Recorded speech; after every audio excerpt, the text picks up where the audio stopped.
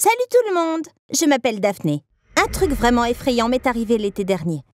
J'ai été arrêtée pour la première fois de ma vie. En plus, mon crush était là et a tout vu.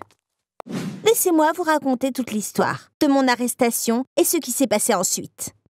Depuis longtemps, je passe les vacances d'été avec ma grand-mère et mon grand-père. Ils vivent dans une belle ville au bord de la mer. Je suis leur seule petite fille. Quand je suis avec eux, ils me traitent comme une princesse. Comme j'y vais chaque été, j'y ai aussi un groupe d'amis. La journée, on se retrouve généralement au bord de la mer. Le soir, on s'assied autour d'un feu sur la plage, où on va danser. Cette année, de nouvelles personnes ont rejoint notre groupe. J'ai eu un coup de foudre pour l'une d'entre elles. Je n'avais jamais été amoureuse avant, alors je me demandais comment ce serait. J'ai compris l'intensité du sentiment que j'ai ressenti quand je suis tombée amoureuse de Jules, dès l'instant où je l'ai rencontré. Jules ne venait traîner avec nous que la nuit car il travaillait le jour. J'avais donc hâte que la nuit arrive. Je pensais qu'il m'aimait bien aussi parce que je le surprenais à me regarder de temps en temps. Mais on ne parlait de rien en particulier, et seulement en groupe. On n'avait pas encore eu de conversation en privé. Au bout d'un moment, Jules a arrêté de venir. J'ai demandé à son ami pourquoi il ne venait plus. Il avait commencé à travailler comme caissier dans une épicerie ouverte 24 heures sur 24. Il travaillait de nuit et rentrait chez lui le matin à l'aube. Ensuite, il dormait toute la journée. J'étais vraiment déçue en apprenant ça. L'été était presque terminé. Dans quelques semaines, j'allais rentrer chez moi. J'étais là à penser à comment je pourrais passer du temps seule avec lui. Et soudain, je ne pouvais même plus le voir du tout. Comme je ne savais pas quoi faire d'autre, j'ai décidé d'aller à son travail. Mon plan était simple. J'allais faire semblant d'être rentrée dans le magasin par hasard. Je ferais mine d'être surprise de le voir. Je lui dirais « Oh wow, je me demandais où tu étais enfui. J'ai même pas ton numéro. Donne-le-moi. Faisons un truc avant que je ne rentre chez moi. » S'il ne m'appelait pas, je l'appellerais dans quelques jours. Et bien sûr, je lui demanderais un rencard. J'étais amoureuse pour la première fois et je voulais vraiment en profiter. Le lendemain soir, j'ai commencé à mettre mon plan en œuvre. Je suis allée à l'épicerie. C'était plus grand que ce que je m'étais imaginé. Je pensais que ce ne serait pas fréquenté, mais il y avait la queue à chaque caisse. Jules travaillait à la caisse tout au fond. Il ne m'a pas vue, je suis entrée par l'entrée. J'ai déambulé sans but pendant un moment, il y avait aussi une file d'attente à la caisse de Jules. J'ai décidé d'attendre qu'il soit moins occupé pour pouvoir lui parler plus facilement. Je traînais dans le rayon beauté, j'y ai testé tous les parfums. Je n'avais pas vraiment besoin d'un nouveau parfum car j'utilise le même depuis des années. En fait, je venais d'acheter un nouveau flacon plus tôt ce jour-là. J'ai sorti mon flacon de mon sac à dos, j'en ai vaporisé sur mon bras. J'ai comparé le parfum aux autres, qui se trouvaient là. J'ai réalisé que le mien était mieux que tous les autres. Entre-temps, la caisse de Jules s'était libérée.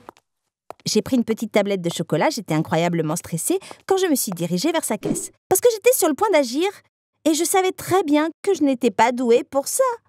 Heureusement, je me suis détendue quand Jules m'a vue et j'ai agi amicalement. Il s'est levé et m'a embrassée sur la joue. Avant que je puisse dire quoi que ce soit, il m'a demandé mon numéro. Je lui ai dit que je rentrais chez moi dans quelques semaines. Il faut vraiment qu'on se voie avant que tu partes. Je t'appellerai, c'est sûr, a-t-il dit.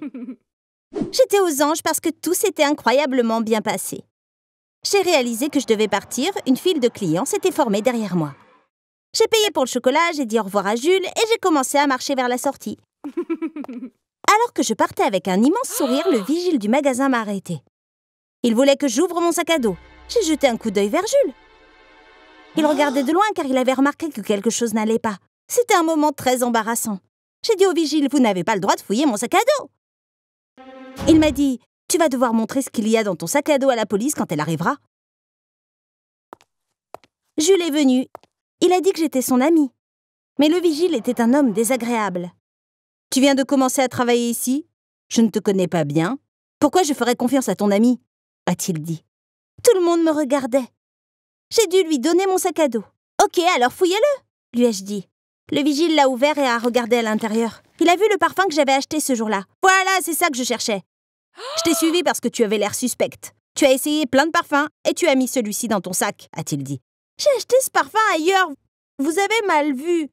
Je l'ai sorti de mon propre sac, ai-je dit. Mais il n'a pas voulu me croire. Il a dit qu'il allait appeler la police. Ils m'ont emmené dans une petite pièce. Jules est venu me soutenir. J'étais mortifiée. J'ai commencé à supplier, s'il vous plaît, croyez-moi. Le magasin où j'ai acheté ce parfum a déjà fermé pour la nuit. Je pourrais vous prouver demain que je l'ai acheté là-bas, ai-je dit. Mais je n'ai pas pu convaincre le vigile, quoi que je dise. Alors qu'on parlait, 2 policiers sont arrivés. Ils ont d'abord écouté le vigile, puis moi. Ils ont été très gentils avec moi. Ils m'ont dit « T'inquiète pas, on va t'aider ». Un des policiers a voulu regarder les images de la caméra. Ils l'ont emmené dans la salle de sécurité pour regarder les images. Il est revenu au bout d'un moment. Il m'a dit « Tu es dos à la caméra. Tu sembles faire quelque chose, mais malheureusement, je ne peux pas voir quoi. » Et je me suis mise à pleurer de désespoir. L'autre policier a eu pitié de moi. Daphné n'a jamais commis de crime. Elle n'a pas de casier. On ne peut pas vraiment savoir si elle l'a fait ça ou non. Même si elle l'a fait, elle semble avoir appris la leçon. On va juste lui donner un avertissement et la laisser partir, a-t-il dit. Mais le vigile a continué d'insister. Finalement, les policiers ont dû dire « Dans ce cas, nous devons t'arrêter. » Jules s'est mis en colère contre le vigile. « Je ne veux pas travailler au même endroit que vous. Et cette histoire ne s'arrête pas là, a-t-il crié. J'ai été arrêtée devant mon crush. Heureusement, il me croyait innocente et il se battait pour moi. J'ai recommencé à pleurer. Mais cette fois, c'était des larmes de joie. Je voulais enrouler mes bras autour de Jules et le couvrir de baisers. Mais je n'ai pas pu le faire car à ce moment-là, un des policiers me menottait. C'est ainsi que j'ai découvert qu'il fallait m'emmener au poste de police menotté parce que j'avais été arrêtée. Jules a marché avec nous jusqu'à la voiture de police. Il a dit qu'il voulait m'accompagner au poste. Mais les policiers ne l'ont pas laissé monter dans la voiture de police avec moi. Ils lui ont dit « Suis-nous en taxi ». On est parti pour le poste de police, moi dans la voiture de police, Jules nous suivant en taxi. On s'est arrêté après quelques pâtés de maison. Le taxi s'est arrêté juste derrière nous. Jules est sorti et s'est approché de nous. Les policiers m'ont enlevé les menottes. Le plus âgé a dit « J'ai passé assez de temps dans ce métier pour savoir si quelqu'un est un criminel à leurs yeux. Je ne crois pas que tu aies volé quoi que ce soit. Alors tu es libre de partir. » C'était une surprise totale. On a remercié les policiers et on est monté dans le taxi. Mes émotions étaient mitigées. J'étais vraiment bouleversée que quelque chose de si humiliant m'arrive. D'un autre côté, cet incident m'avait rapprochée de Jules d'une manière particulière. Je savais déjà que j'étais innocente, mais Jules pensait que j'étais innocente parce qu'il me croyait. Et ça signifiait beaucoup pour moi.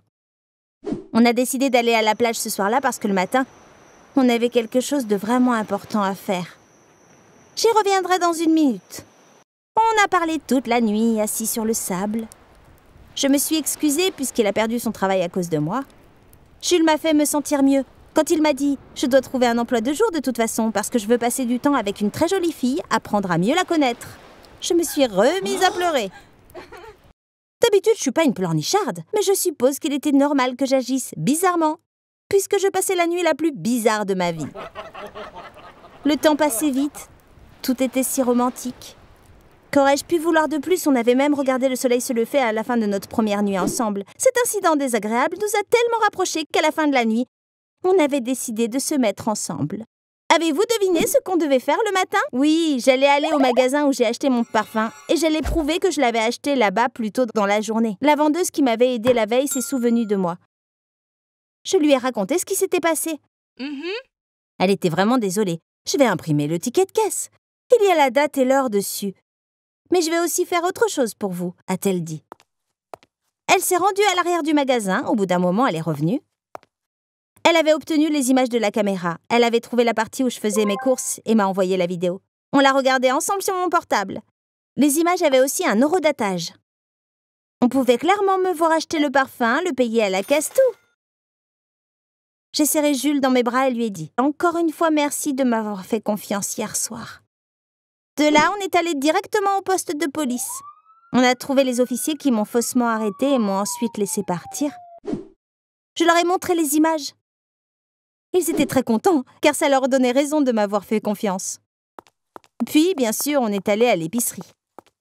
Le vigile qui m'a embarqué dans tout ça n'était pas encore là. Jules et moi sommes allés au bureau du gérant du magasin. Il m'a dit qu'il savait ce qui s'était passé la nuit précédente. On lui a montré le ticket de caisse de l'autre magasin, puis la vidéo. Le gérant a dit « Je vous présente mes excuses au nom de notre société pour vous avoir fait préjudice. » Jules a dit « Merci beaucoup. Mais c'est le vigile d'hier soir qui doit venir et s'excuser. » Et le directeur l'a appelé pour lui dire de venir. Après un moment, le vigile est arrivé. Il ne me regardait même pas dans les yeux. C'était tellement amusant de le voir regarder les images. J'ai sorti le parfum de mon sac. Pendant qu'il regardait, j'ai mis la vidéo en pause pour lui montrer et lui dire « Vous voyez, c'est le même parfum !» Bien sûr, mon intention réelle était de l'embarrasser. Je ne sais pas s'il avait vraiment honte, mais au moins, il avait l'air de l'être. Il s'est excusé auprès de moi à nouveau. Comme vous pouvez le voir, en une seule nuit, j'ai été injustement étiquetée comme voleuse, arrêtée, relâchée et surtout, je me suis trouvé un petit ami. Jules et moi sommes toujours ensemble. Notre lien s'est encore renforcé. Ça a commencé comme un flirt d'été, mais c'est ensuite devenu une véritable relation. Merci d'avoir écouté mon histoire. Si vous aimez les histoires vraies comme celle-ci, vous pouvez vous abonner à cette chaîne. Vous saurez quand de nouvelles vidéos sortent. Au revoir!